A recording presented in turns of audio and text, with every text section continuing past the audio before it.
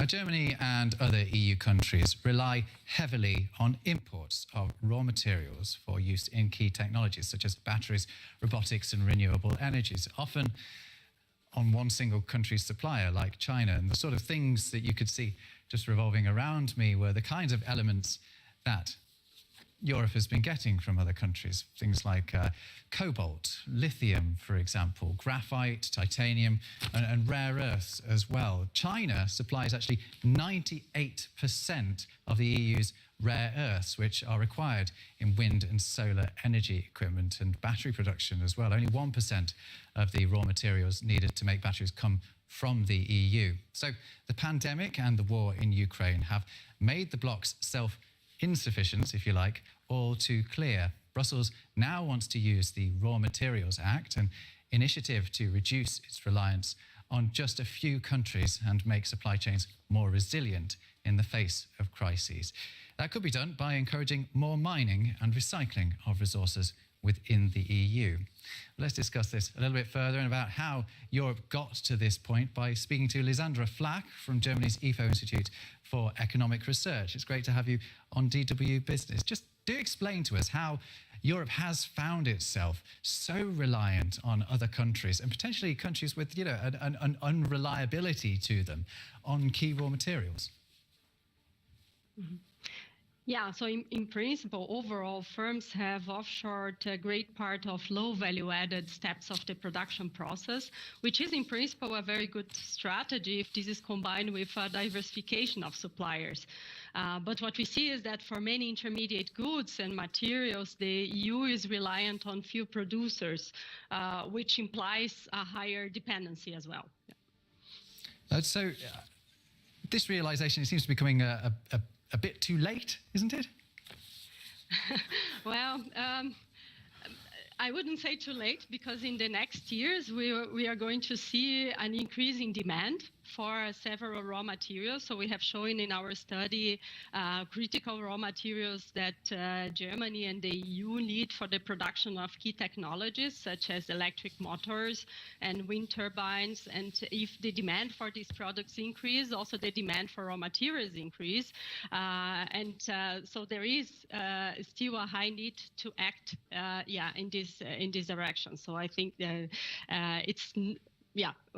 the EU should now expand trade relations with partners that are key producers and key exporters of intermediate goods and raw materials to increase the resilience of supply chains in the future.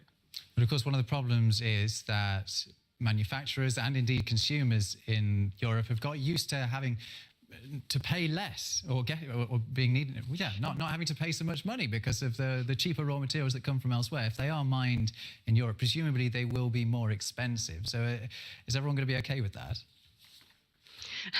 Yeah, so what we observe already in the data and surveys that we have conducted, for instance, with firms, is that firms are really to change their sourcing strategy of sourcing of intermediate inputs, including raw materials, even if this is associated with higher production prices, and these, as a way to increase the resilience of supply chains. So, for instance, we have asked firms about their future plans in terms of sourcing strategy, and in particular, firms that were severely hit by material shortages. These firms are planning to increase the diversification of their supply chains and increase the stockpiling. But of course, this means then higher costs and then also higher prices to final consumers. Yes, it is. There's always a knock-on effect for these things, isn't there? Lisandra Flack from the IFO Institute.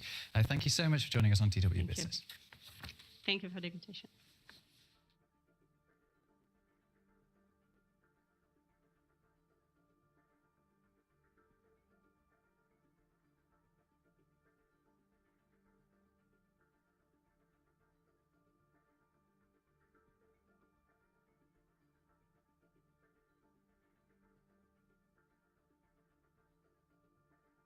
In this bass lesson, you're going to learn a killer bass workout that will get you playing all over the bass in all different kinds of ways.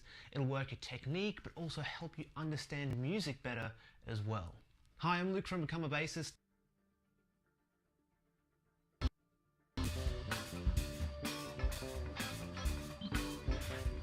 So we've got 3 different levels of this workout: a beginner, an intermediate, and an advanced level. And the best parts of these exercises is that you can find one that pushes you no matter how much experience you have right now. And you can use these exercises to do a ton of stuff. Want to work on your speed? You can do that with these exercises. Want to work on string crossing, hand coordination, kind of just general dexterity and strength? You can use these exercises for all of that.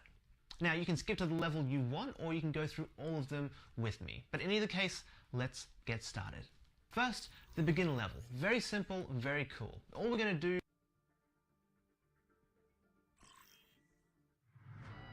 Welcome to Junkertown. Prepare to attack. Select your hero. Interesting, huh? DPS. I am.